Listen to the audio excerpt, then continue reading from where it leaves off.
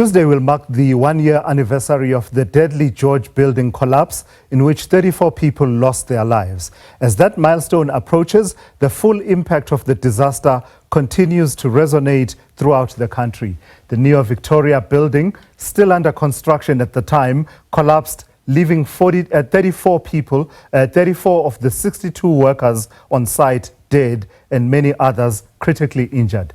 In the aftermath, investigations have revealed serious lapses in oversight and multiple failures by the National Home Builders Registration Council, NHBRC, and the project's personnel. A second investigation commissioned by the Western Cape government is yet to give its final report amid indications that it's under SAPS consideration. So let's speak to Molefe Lale, who is a senior quantity surveyor, to unpack the lessons from this tragedy and discuss what can be done to prevent something like this from happening again. Molefe, good afternoon, and thank you for your time. And for the benefits of our viewers, you've been involved in some key infrastructural projects in our country for many, many years, some of them including in the build-up to the 2010 Soccer World Cup, as well as working with public infrastructure. So just to establish that, just tell me your overall impressions when the report from the NHBRC process, because there are two investigations we understand. The NHBRC one has now reported and the minister tabled it about 2 to 3 weeks ago. Your overall impressions about the lapses in regulation that she was talking about? Thanks very much, Tulas, and a good day to the listeners at home. Yeah, I think it was a tragedy, and we all, with the families, and have been very close to what is going to be the outcome. Let me say that, firstly, that there has been a lot of, let me say, public publications around oversight, the issues around oversight, issues around regulatory, issues around municipal approvals, etc. But there's very, very pertinent underlying other aspects, mainly technical, that would require a lot of scrutiny in terms of this particular George collapse. What we saw is that because it's a private sector contractor, Liatel didn't really have a CIDB grading. So for a building as big as 5 stories to be built by somebody who has not gone full scrutiny, I would say that it's something that must be looked at from the public regulations point of view, to say that can somebody, put up a building that is going to accommodate plus minus, let me say 100 or to 1,000 people, without really, being a CIDB graded contractor. So there has been many other aspects, and George, as we know, is a very, very meteorologically sensitive area. I don't know if you've flown into George and out. Every day the weather is different, but it's also a coastal area. So we need to take into account the fact that the ground conditions are always moving because it's a coastal area. And moving into the top, you've got lateral forces, you've got wind loading, you've got all those aspects play a major, major role.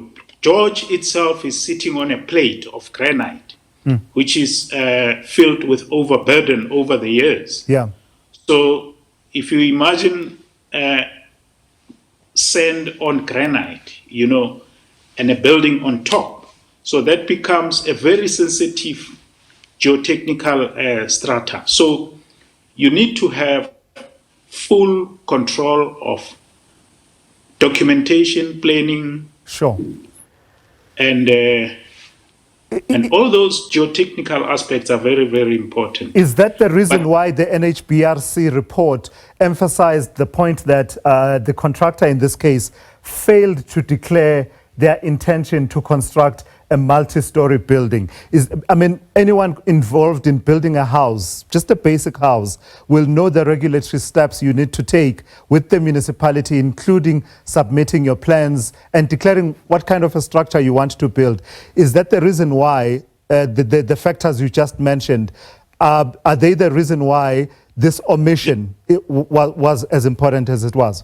I think it's very critical, but in most cases, being said to be a domestic housing building is not enough. It's not sufficient because, but saying that it's a 5-story building is also, that is where the factor comes in, to say that look at it differently, scrutinize it more, let the contractor not go on site before plan approval.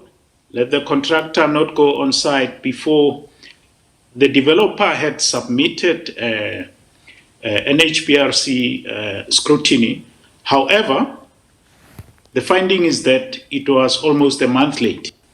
So it was sort of an after-fact thought that the project went through. But needless to say, there's still a lot that must go into this, especially from like I presented, the geotech aspects of coastal buildings is very, very critical. It's like building, on sand. Any building can just sink on sand, and there's a lot of water conditions. There's a lot of sea movement. Just the sea movement creates dynamic loading on these buildings. Never mind a building that hasn't been designed properly. It's just going to fall like a pack of cards. Sure. Molefe, there were various processes that for the non-specialists among us, we were hearing of the first time. So the first one is that home builder certification. And I believe that's what you were talking about when you were talking about the CIDB grading. But we also heard about the enrollment certification process. What's that? And why was that important? Because it's one of the elements that we are told was not done properly. Because it's a housing development, it needs to be enrolled with the CIDB, especially for the insurance protection with the banks that are funding the beneficiaries of the housing or the people that are buying the housing. So it is regulatory. Every unit is supposed to contribute what we call NHBRC levy for the development, each and every unit that is built there. So that amount goes to the NHBRC, and the NHBRC then is supposed to dispatch its officials to do oversight on all those houses that are being built in order to protect the bonds that are on the houses in the long term for the funders. Yeah. And that is the main reason why there's a levy on them. However, house builders are not required to be as stringently compliant as other building builders. And even in the private sector, it's even worse because you're not even required to be CIDB regulated in the private sector. As long as you're a contractor who is registered, you can build anything. Sure. So is that one of the loopholes? Tell me about the loopholes as you were reading through what the minister was telling us. Some of the loopholes and weaknesses in the regulatory system, including the inspections by the NHBRC and other processes, as well as plan approval processes.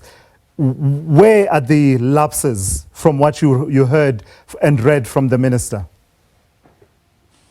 Well, it is prudent that plans needs to be, remember, a plan submission is not just a plan submission for a stamp. Those particular plans are circulated in the particular municipality. They circulate all the various departments, be it roads, infrastructure, all the necessary regulatory departments.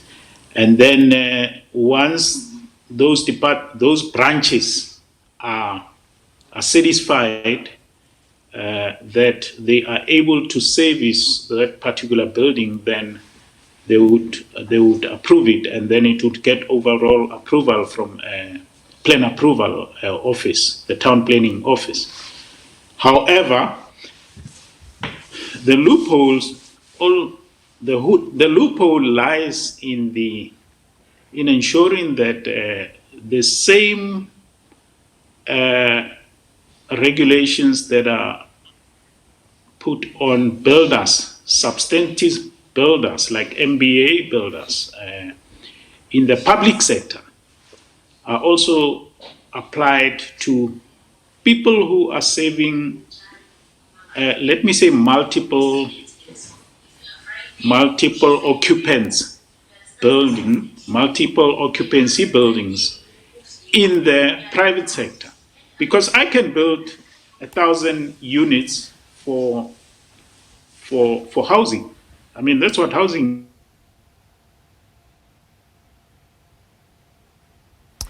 All right, I believe we've lost the line there to Molefe. For some reason, it seems to be freezing. But I think we had covered quite some ground there with Molefe Lale, who is a senior quantity surveyor